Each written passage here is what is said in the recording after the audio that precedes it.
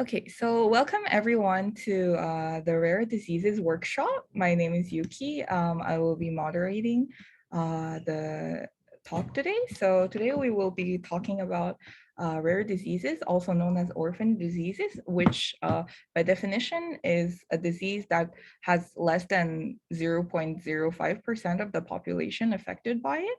But even though each disease affects a small number of the population, overall, it makes a great portion of the population. There's more than 5,000 diseases, rare diseases around the world, and 1 in 15 people on this earth are said to have this disease. Therefore, it's a very important topic for us as pharmaceutical students to care about. So today I have with me two of the professionals who have had a great deal of experience with this field. So first of all, we have uh, Dr. Roberta Lapiana, who is an assistant professor in the Department of Neurology and Neurosurgery at the Montreal Neurological Institute, and she's an associate member of the Department of Diagnostic Radiology at the McGill University. She earned her PhD at the University of Pavia, Italy, and she specialized in pediatric neurology and psychiatry at the same university. She completed her PhD in neurosciences at the McGill University, and during her training, she developed an interdisciplinary profile which combines the expertise in neuroradiology and genetics with a clinical background. She has also been working on genetic white matter diseases for more than 10 years, and she has contributed to the MRI pattern definition of pediatric genetics in leukoencephalopathies, such as Aicardi-Goutieres syndrome and POL3R related disorders. Dr. Lapiana's primary research interests right now are adult onset undiagnosed forms of leukoencephalopathies and their overlap with acquired myelin disorders, such as multiple sclerosis. She's also very interested in investigating the white matter involvement in rare neurological disorders, such as hereditary spastic paresis and cerebral ataxia. So in 2013, she launched a White Matter Rounds with the goals to discuss undiagnosed and atypical cases of white matter diseases. And these interdisciplinary monthly meetings have evolved into an international network, including researchers and clinicians from Canada, US, and Europe. And second of all, we have Ms. Ashley Ferreira, MPA. Ms. Ashley Ferreira is a patient and partnerships and community engagement manager at Picnic Health, an e-health company focused on giving patients more power by using encryption technologies for patients to keep track of their medical records. She has also obtained her degree in Masters of Public Administration at the California State University. She has worked as a program manager of outreach and inclusion at the Immune Deficiency Syndrome Foundation and as a health education manager in the American Lung Association. She has also worked in close contact with the leading community on orphan diseases in North America, the National Organization for Rare Disorders. So right now I will pass the ground to Dr. Roberta Lapiana for her to talk to us about her long experience in rare diseases.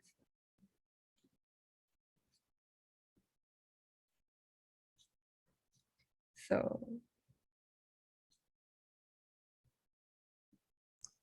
Okay, so thank you very much for this kind invitation. Can you hear me well? Yeah. Yes. Yes. Okay, good. And I think you can see the presentation.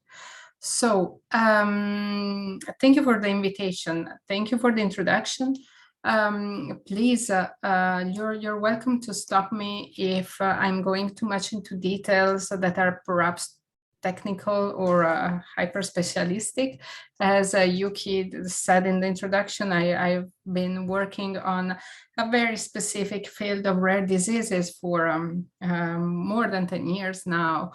So sometimes what for me is very familiar, it's not for a general audience, even a specialistic audience like yours. So please let me know if there's anything I need to clarify. I wanted to use my field of research, which are the genetic white matter diseases of adult patients, as a model to talk with you about the challenges and future perspectives in rare disorders. So as we already heard about this tonight, generally we define a rare disease, a condition that affects approximately less than actually 1 in 2,000 people. This is the definition used in Europe. In the US, it's basically the same, because they say that a rare disease is a condition affecting less than 200,000 people, which corresponds to a ratio of approximately 1 into 2,000. And we know that there are approximately 7,000 known rare diseases.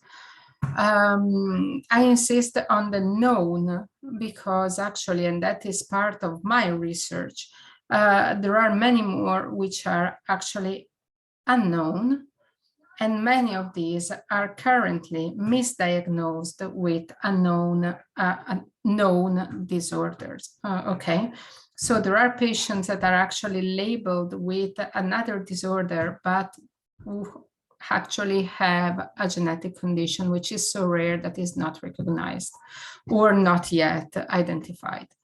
Why this field is so important for me as a neurologist is because approximately 30% of all patients with rare diseases present neurological involvement. Even in those disorders that are not primarily disorders of the central nervous or the peripheral nervous system. So rare diseases and neurology are really overlapping fields for multiple reasons. Why is this important for pharmacology students? This is important because out of 7,000 known rare diseases, less than 5% right now have an effective treatment. And what are the challenges in developing treatment strategies for rare diseases? Well, first, this is a long process that can require up to 10 years or more. With very high costs. So the development of a specific treatment for a specific disorder usually costs around 2.5 billion US dollars. But this figure is actually underestimated because right now, I don't know if you know that, but for many rare diseases, treatment is genetic therapy, gene therapy, everything that involves techniques which are very sophisticated, so the costs are actually going up. Another big challenge is the fact that by definition, these are rare conditions, so affecting a small number of people, thus the market is limited, and therefore pharmaceutical companies have a very limited returns on their investments. So you see, there are many factors that that leads to the fact that developing treatments for these disorders are rare. But and that's where I'm going into this talk tonight. There are essential components that contribute to this long research needed for developing treatments. And we as clinicians and scientists, we can actually tackle these specific components. And by doing that, we can facilitate the developing of treatments. First of all, we need to become very able to formulate very precise and prompt diagnosis. We cannot wait years anymore before getting to a diagnosis for patients. Therefore, what is needed is a precise knowledge of the pathophysiology of the disorder, why it is caused, what is the cascade that leads to that specific disease. Because we need to develop molecules, we need to develop targeted therapies for that. Third, we need to know the natural history of disease. We need to know what's the natural evolution and the natural progression of the disorder in patients in order to monitor the effect of a treatment and in order to identify when to act, when to give a treatment to a patient. And finally, we need to identify patients. For two reasons. One is that we need to diagnose them, but the other one is that we need really to avoid these patients to be misdiagnosed with other more common conditions. So we see that right from the beginning, what we see is that the diagnostic challenge, so the challenge of really identifying these patients and provide a diagnosis is key. And this is a map of Europe. But unfortunately, I haven't found anything more worldwide. It's very Eurocentric, about a survey of the delay in diagnosis for the 8 more common rare diseases in Europe done in 2007 by the Association for Rare Disorders in Europe. And you see how much patients have been delayed in their diagnosis. So 25% of them waited between 5 to 30 years from early symptoms to definite diagnosis. 40% of them received an erroneous diagnosis first. That's what I mentioned to you already multiple times. And look at the impact of rare diseases in really the logistics of a patient and the family caregivers. 25% in Europe had to travel to another region or to another country. And we're talking about Europe, in which distances are quite small. Imagine in continents like Asia, like North America, Africa, in which distances are really bigger and you need to go to another country to get the diagnosis. Finally, and I think this is really important, the genetic counseling after the diagnosis was offered only in 1 out of 2 patients, and this really needs to change. Because of course we are talking about genetic, most of the times we are talking about rare genetic disorders, which therefore does not affect only a single patient, but entire families. So why I'm talking to you about genetic white matter diseases?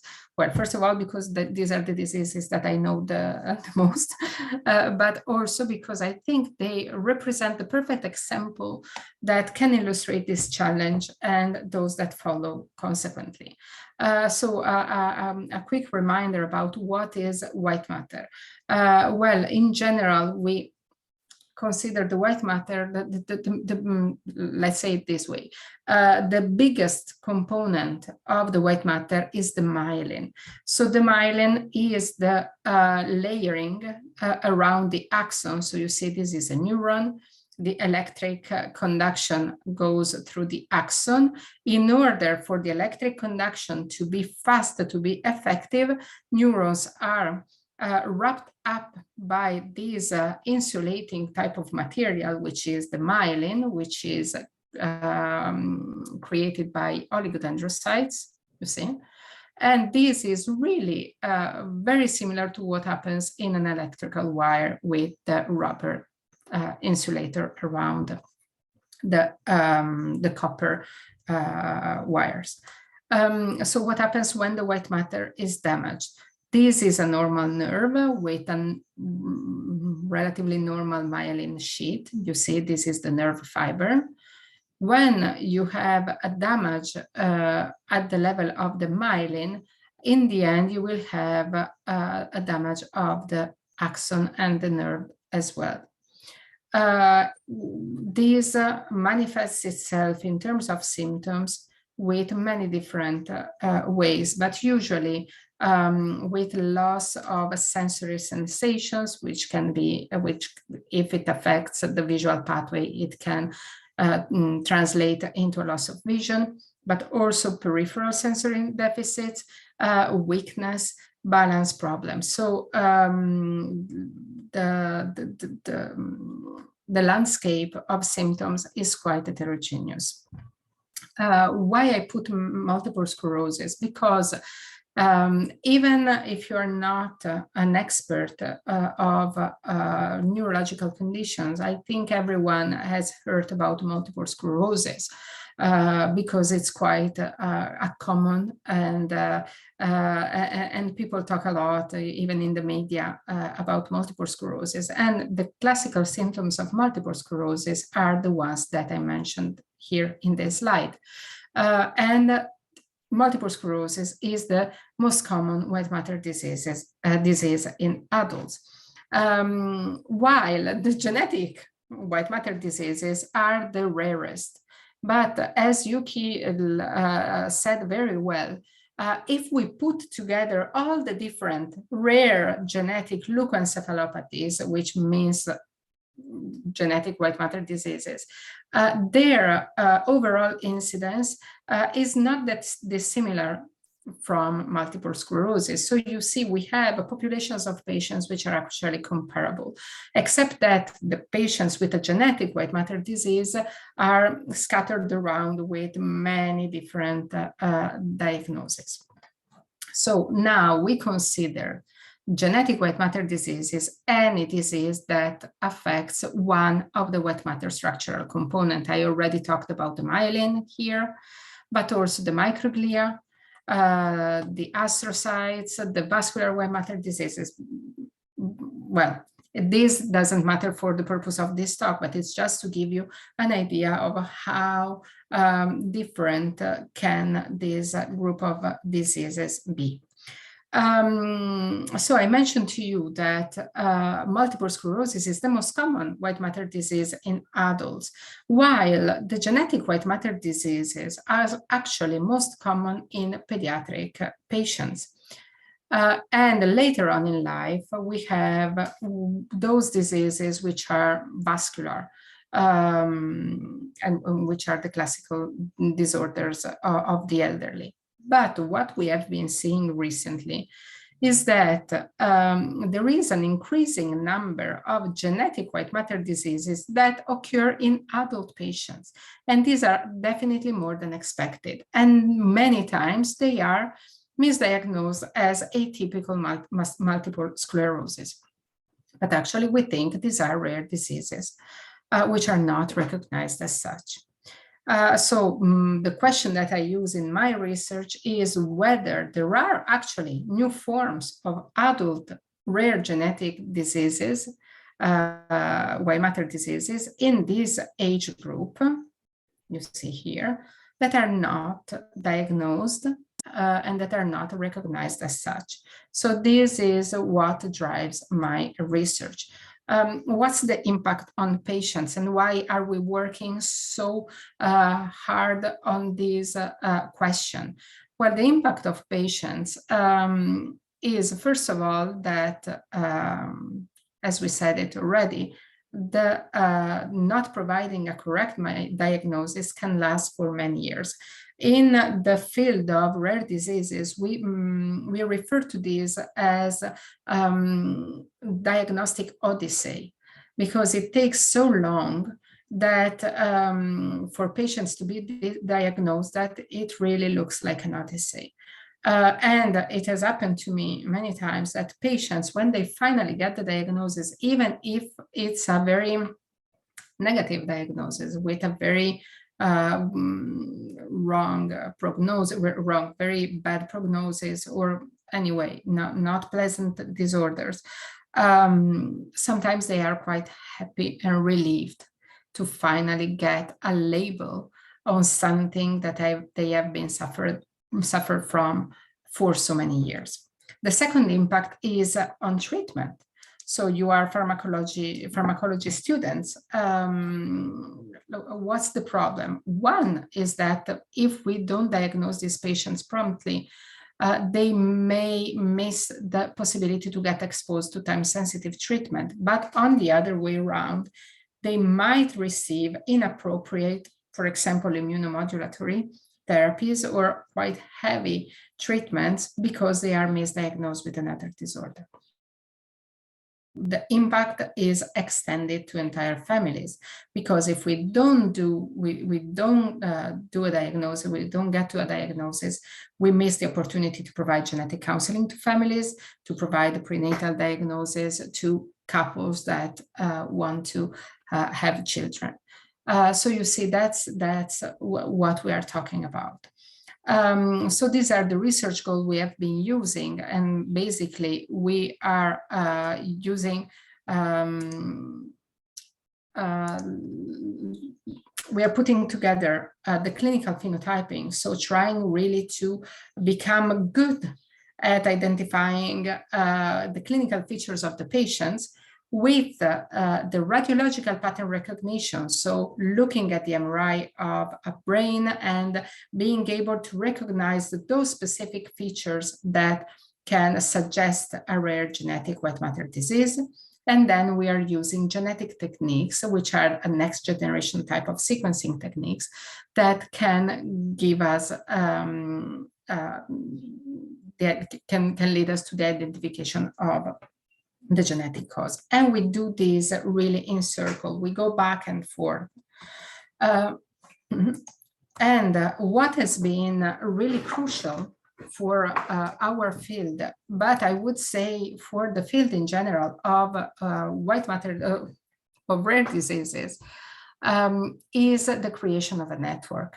So in 2013, I launched these white matter rounds, which were basically at the beginning simple meetings in which the experts in multiple sclerosis and genetics at the Montreal Neurological Institute, where I work, were meeting to discuss patients that were undiagnosed and for which we suspected a genetic condition. But this attracted the interest of many other people. And now, almost 10 years later, we are doing these meetings online with 15 participating centers, more than 30 attendees. And I think this is one of the take-home messages for you today. So you cannot work alone on rare diseases. You need to create networks. Networks are essential to develop strategies for treatment, to accelerate the diagnosis, and really to understand better the diagnosis, the disease of the patient. The other thing that is crucial for us is the use of magnetic resonance imaging. Of course, this is just an example. This applies to my field of research. In other fields of research, the advancements in technologies has reflected in other ways, not in neuroimaging, but this is something very important, how technologies advance. And for me in particular, this is really important because it allows us to differentiate between what is a diffuse and symmetric, which is what we see in genetics, versus what is typical of multiple sclerosis, like this case. We can imagine simply with the pattern recognition, we can go so deep as to being able to suggest the gene which is mutated in a condition, simply by recognizing where the white matter abnormalities are particularly located. You see, these are just examples. Genetic analysis has been for us very, very important, and I think the next generation sequencing we are using are those that more easily facilitate and accelerated the diagnosis of orphan disorders. Because imagine that until a few years ago, we were sequencing just one gene. So we have, if we had, I put the apple because I think that it's the best example that I can give you. Until a few years ago, if we had to find a mutation in a gene responsible for a disease, we had to go and search for just that gene. But we were not sure it was that gene in causing the disease. So it's like when you need to find a rotten apple in a rotten fruit in a supermarket, and you just have to say, okay, I will bet on this specific fruit and all the rest. Then we moved to next generation sequencing. This occurred a few years ago. And we could sequence in one shot all the genes that we wanted. So it's like saying in the supermarket, again, example is like saying, okay, I will check all the apples. What about the pears? What about watermelons? I cannot do that. I put my hopes in the fact that I will find these in the apples. What can we do right now with whole exome sequencing? Well, we can sequence the entire 22,000 genes in the human genome. It's like really looking at the entire produce section of a supermarket and decide which of the rotten fruits that we find is the one responsible for what we are seeing. So you see this has improved enormously the possibility of diagnosing rare disorders. This is the last part of the talk that I would like to present to you. And I think it's important because it's when rare diseases can shed light on acquired myelin disorders, because we tend to say, one of the comments I receive more often is saying, oh, but you're working on such a small number of patients. Yes, but what I'm studying can be useful for much more common disorders as well. So not just the rare diseases patients will benefit from the advancement of our research, but even the general population. So this was a patient that, for the sake of time, I will not spend too much time on this, but this was a patient, a 45-year-old woman with who presented with a very severe psychiatric symptoms that were not recognized as possible symptoms of a degenerative disorder. And only when she started developing abnormality of her gait, the red flag was raised and she was sent to us. So this was the MRI. You see there are white matter abnormalities that are quite clear in the pattern. And we diagnosed this disorder, which is very rare. It is called adult onset leukoencephalopathy with spheroids, with axonal spheroids and pigmented glia. Is pretty rare. It's due to mutation in these genes. But actually, by doing this, we were able to diagnose this patient and provide genetic counseling for her family.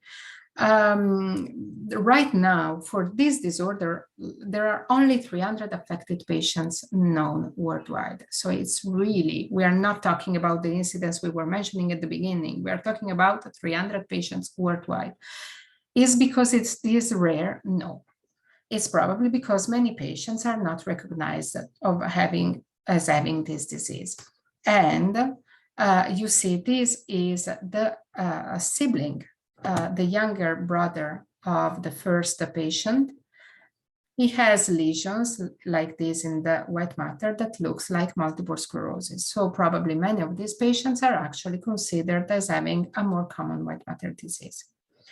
Why is this important? Well, because the pathogenesis, the pathophysiology of these very rare diseases that I mentioned to you has some shared features with the pathogenesis of multiple sclerosis. So the idea is that if we study this very rare disease, we will get important information for multiple sclerosis as well. So this is the model we use. And actually, that's what we are doing right now. So we established a patients scientist partnership. So these are our White Matter Rounds network. We have established a partnership with the Sisters Hope Foundation, which is the Patients Association for this very rare disease. And this is done in order to accelerate the diagnosis and the identification of these patients. By doing this, we are actually, that's the step we are in. We are moving into understanding the pathophysiology of this disease. So we will collect the biological samples from these patients and we will do in vivo and in vitro studies.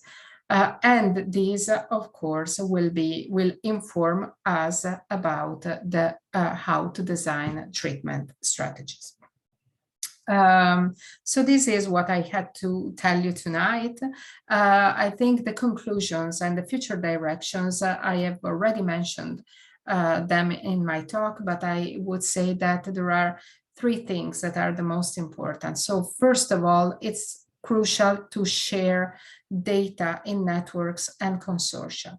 The second thing is the partnership with patients. We cannot work alone. Patients Association and patients really need to be involved more and more into the care and research of rare diseases. And finally, the importance of the advancement in technologies to improve our diagnostic abilities.